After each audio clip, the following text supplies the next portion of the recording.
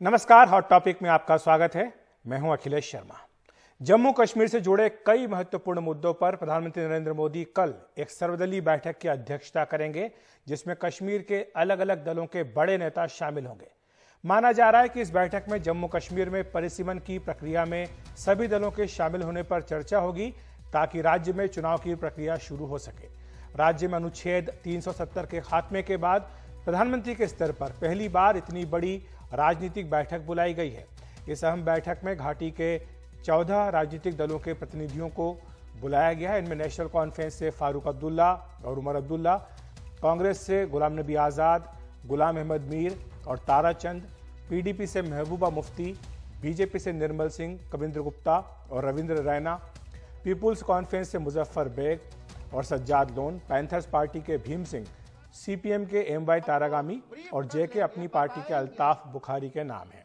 इस बैठक से पहले कल श्रीनगर में गुपकार गठबंधन की मीटिंग हुई, जिसमें सर्वदलीय बैठक में शामिल होने का फैसला किया गया।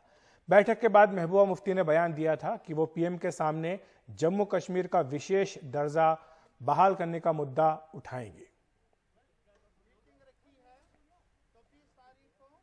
तो जहां एक और गुपकार गठबंधन के नेता प्रधानमंत्री के साथ होने वाली बैठक में अनुच्छेद 370 की बहाली की मांग करने की तैयारी में है, वहीं बीजेपी अध्यक्ष जगत प्रकाश नड्डा ने जम्मू कश्मीर में 370 हटाए जाने को मोदी सरकार की एक बड़ी उपलब्धि बताया है। डॉक्टर श्यामा प्रसाद मुखर्जी के बलिदान दिवस के मौके पर आज बीजेपी मुख्यालय में आयोजित कार्यक्रम में जेपी नड्डा ने कहा कि श्यामा प्रसाद मुखर्जी ने जम्मू कश्मीर से अनुच्छेद 370 हटाने के लिए आंदोलन चलाया था और उन्होंने एक निशान, एक विधान और एक प्रधान का नारा दिया था।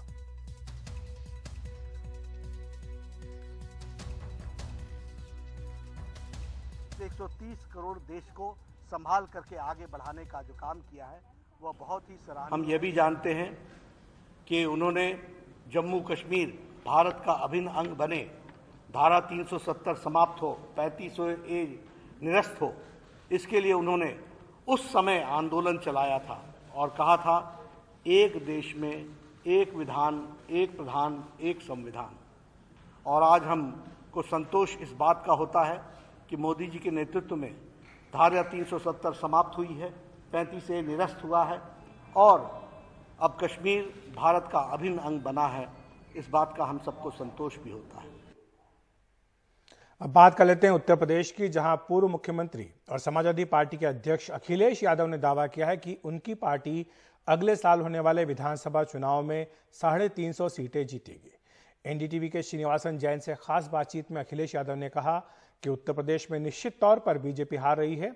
2022 में बाबा मुख्यमंत्री को हटाने का चुनाव है। बीजेपी दूसरों को लड़ाती है, अब खुद के घर में लड़ाई हो रही है। बड़े दलों के साथ गठबंधन का अनुभव अच्छा नहीं रहा। छोटे दलों को साथ लेकर लड़ेंगे, सरकार बनाएंगे। सपा को स्पष्ट बहुमत मिलेगा, 350 सीटें जीतेंगे। कांग्रेस कोई ताकत नहीं है, बीजेपी को वह नहीं हरा सकती। बसपा के कई नेता हमारे साथ हैं, हर वर्ग को प्लेटफॉर्म दिया जाएगा।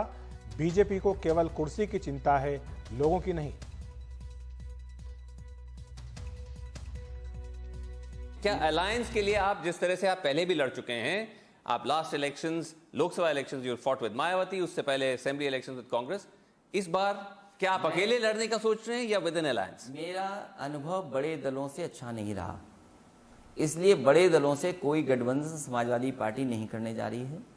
जो उत्तर प्रदेश के छोटे दल हैं जिनसे मेरा संपर्क है, इधर बैठक हुई और बातचीत हुई है, उन लीडर्स को और उन दलों को साथ लेकर के आने वाले समय में चुनाव समाजवादी पार्टी लड़ेगी और बहुमत की सरकार से ज्यादा। अच्छा, मैंने ये 350 की सीट का टारगेट तय किया है। बट उससे क्या अखिलेश रिस्क है कि वोट 3 कॉर्नर या 4 कॉर्नर हो जाएगा? मैं कहता हूं ये इतना अच्छा हुआ कि जनता को एक ही फैसला लेना है कि भारतीय जनता पार्टी ने उत्तर प्रदेश को बर्बाद किया है और समाजवादी सरकारों में उत्तर प्रदेश का विकास हुआ। आज संसद की विज्ञान और प्रौद्योगिकी मंत्रालय की स्टैंडिंग कमेटी की बैठक हुई, जिसमें वैक्सीन का मुद्दा उठा। ये सूत्रों के हवाले से जानकारी मिली है। बैठक का एजेंडा कोविड वैक्सीन के डेवलपमेंट और कोरोना वायरस और उसके वेरिएंट की जेनेटिक सीक्वेंसिंग का था। के विजय राघवन, वीके पॉल समेत अन्य अधिकारियों को इसके सामने बुलाया गया था। लेकिन विपक्ष के सांसदों ने वैक्सीनेशन की नीति को लेकर मुद्दा उठाया। उनका सवाल था कि वैक्सीन की खरीद, कीमत और इसमें वैक्सीनेशन में अंतर क्यों आया? विपक्षी सांसदों के मुद्दा उठाने का बीजेपी के सांसदों ने विरोध किया। उनका यह कहना था कि ये विज्ञान और प्रौद्योगिकी मंत्रालय केवल रिसर्च और डेवलपमेंट का काम करता है, वैक्सीन की खरीद, कीमत या उसके टीकाकरण की जांच नहीं कर सकता, न ही इस मंत्रालय के तहत आता है। इसलिए ऐसे सवाल उठाकर राजनीति नहीं होनी चाहिए। बाद में आपसी मंत्रणा के लिए बीजेपी के सांसद बैठक से कुछ देर के लिए बाहर गए। वापसी पर समिति के अध्यक्ष जयराम रमेश ने आश्वासन दिया कि समिति के पहले से ही तय एजेंडे के तहत ही कार्रवाई होगी। समिति ने बाद में वैक्सीन के रिसर्च और डेवलपमेंट को लेकर विज्ञान तथा प्रौद्योगिकी मंत्रालय के काम की प्रशंसा भी की। और विजय माल्या, नीरव मोदी और मेहुल चौकसी देश के 3 सबसे बड़े भगोड़े कारोबारियों पर शिकंजा कसता जा रहा है। बुधवार को वित्त मंत्रालय की जांच एजेंसी प्रवर्तन निदेशालय ने कहा कि इन तीनों बड़े भगोड़ों कारोबारियों को धोखाधड़ी के कारण हुए नुकसान की भरपाई की प्रक्रिया शुरू कर दी गई है। इसमें इनसे वसूली करके जिन बैंकों से को चूना लगाया था उन्हें वापस भी करने की प्रक्रिया शुरू हो गई है। एक तरफ विजय माल्या, नीरव मोदी और मेहुल चौकसी को लाने की प्रक्रिया दुनिया के अलग अलग देशों में चल रही है, वहीं दूसरी तरफ प्रवर्तन निदेशालय इनकी संपत्ति जब्त करके नुकसान की भरपाई कर रहा है। इन भगोड़े कारोबारियों ने सरकारी बैंकों को कुल 22,585 करोड़ रुपयों का नुकसान पहुंचाया था।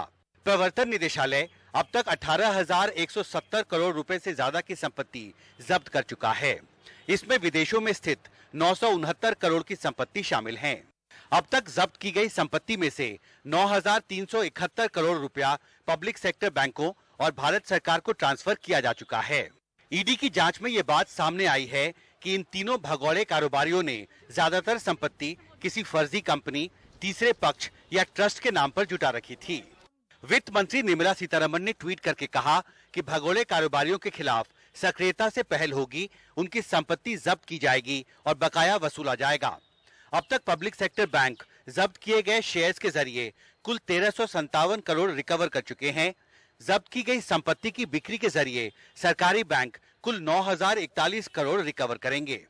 इन्फोर्समेंट डायरेक्टरेट के मुताबिक विजय माल्या, नीरव मोदी और मेहुल चौकसी के खिलाफ prevention of money laundering act के तहत जांच के बाद प्रोसिक्यूशन शिकायत दर्ज की जा चुकी है और अब इन तीनों भगोड़े आर्थिक कारोबारियों को भारत लाने की कोशिशें तेज हो रही हैं और इनके प्रत्यर्पण के लिए यूनाइटेड किंगडम, एंटीगुआ और बारबुडा में कोशिशें तेज की जा रही हैं। दिल्ली से हिमांशु शेखर, एनडीटीवी इंडिया। जिन बच्चों को खसरा यानी मीजल्स का टीका लगा है उनके लिए ये कोरोना से बचाव का काम कर सकता है। भारतीय रिसर्चरों ने एक रिसर्च से यह नतीजा निकाला है। क्या मीजल्स यानी खसरे का टीका बच्चों को कोरोना वायरस से बचा सकता है? पुणे में विशेषज्ञों के एक समूह ने अपने शोध में ये दावा किया है।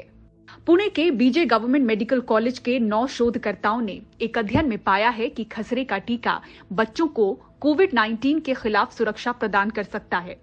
अध्ययन में 1 से 17 वर्ष की आयु के 548 बच्चे शामिल थे। शोध में सामने आया कि खसरे की वैक्सीन कोविड के खिलाफ 87% तक असरदार है। जिन बच्चों को वैक्सीन लगी थी उन्हें कोरोना संक्रमण की आशंका टीका नहीं लगवाने वाले बच्चों की तुलना में कम थी। शोध इस महीने peer review international journal human vaccine and immunotherapeutics में प्रकाशित हुआ है।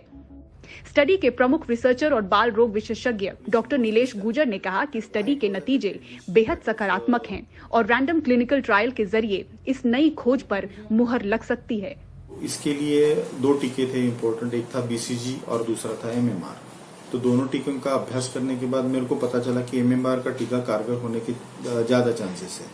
तो हमने ये स्टडी किया और ये स्टडी में पाया कि MMR का टीका 87% प्रभावी हो सकता है, क्योंकि जो मीजल्स जो गोवर का जो टीका है वो गोवर का जो और कोविड का जो एंटीजन है वो एंटीजन में सिमिलैरिटी मतलब समानता पाई गई है।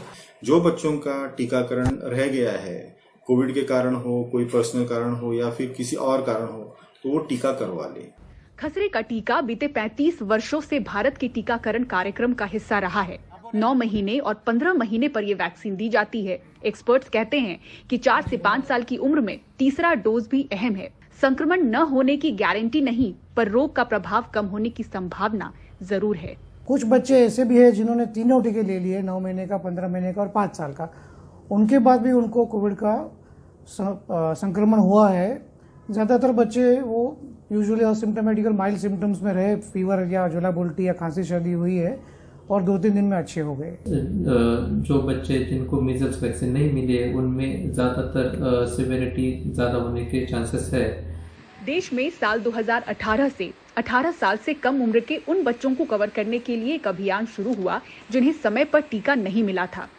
एक्सपर्ट्स भी सलाह दे रहे हैं कि जिन बच्चों को खसरे का टीका नहीं लग सका था, उन्हें तीसरी लहर से पहले लगाने की कोशिश हो। मुंबई से पूजा भारद्वाज, NDTV इंडिया।